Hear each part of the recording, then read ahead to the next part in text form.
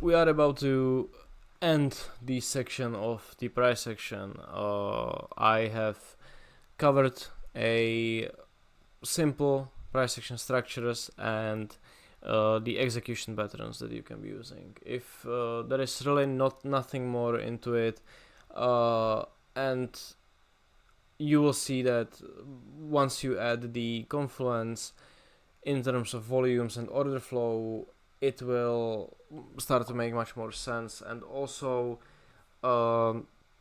price action by itself, the context of the overall what is market doing is more important than that. But before we going to end this whole section, I want to talk about the time frames and the non-time based charts. So the non-time based charts are only offered in the advanced platforms such as Sierra chart or Exo charts, and you have many options of them. You know, if I kind of place a do I have to, let me show you this real quick. I'm going to put a Sierra chart here. I'm going to press the F5.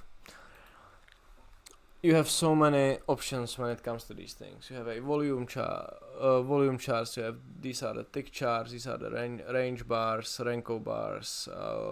Delta candles, price changes per bars, and points and figures. They are all a little bit different in terms of how they, obviously calculate the data. Volume bars, they are created once any sort of predetermined amount of volume is traded. These are the tick charts which I am actually using, and I like to use them. Basically every trade that happens is one tick. So if I have 1,000 tick chart, every 1,000 trades is a new candle is created. Then you have something like Renko, which are those breaks that are only created when if market breaks the kind of a reversal point. There are similar as range bars, and you have a point and figure charts, and these delta and so on and so forth. You will only see me using tick charts for most cases. Sometimes for a footprint it's good to use a reversal bars, but tick charts are really more than fine. And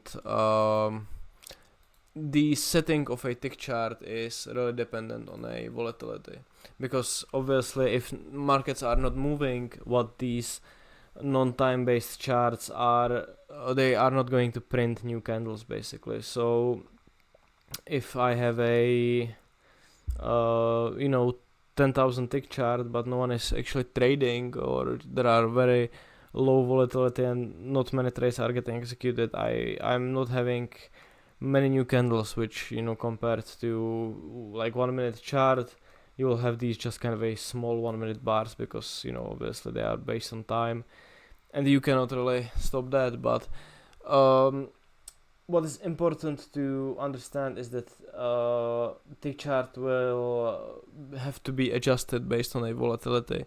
On a slow days you will have a very few candles, and on high volatile days you will have a lot of candles.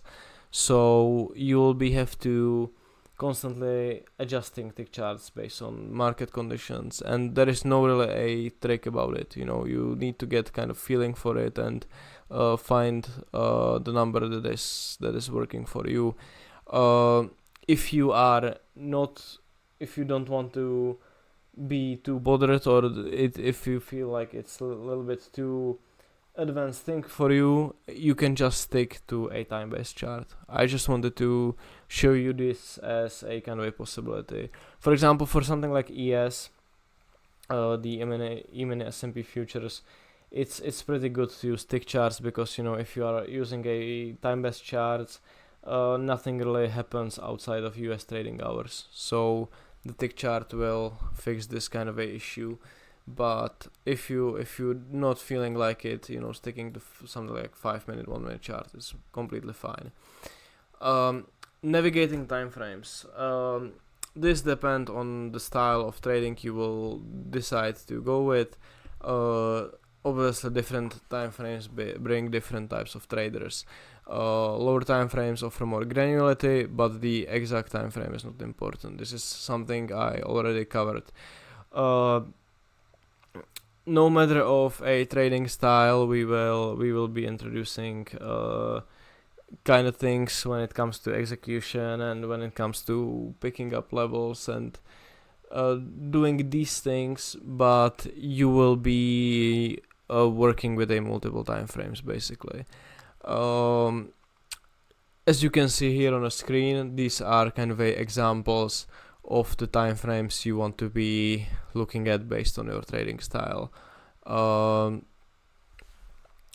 I feel like, yeah, this is overall pretty accurate representation of that. Okay, so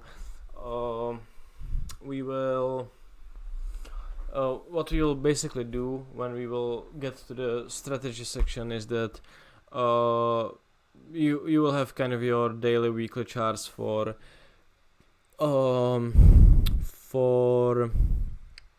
only a higher time frame biases, but then you will have two other time frames. The higher one will be for kind of picking out the levels from which you will be trading, and then the lowest one will be for execution. So this is just what we will cover a little bit later on, but this is just kind of a framework you will have to get familiar with, using this kind of a multiple time frame analysis. Okay, so let's jump into the order flow.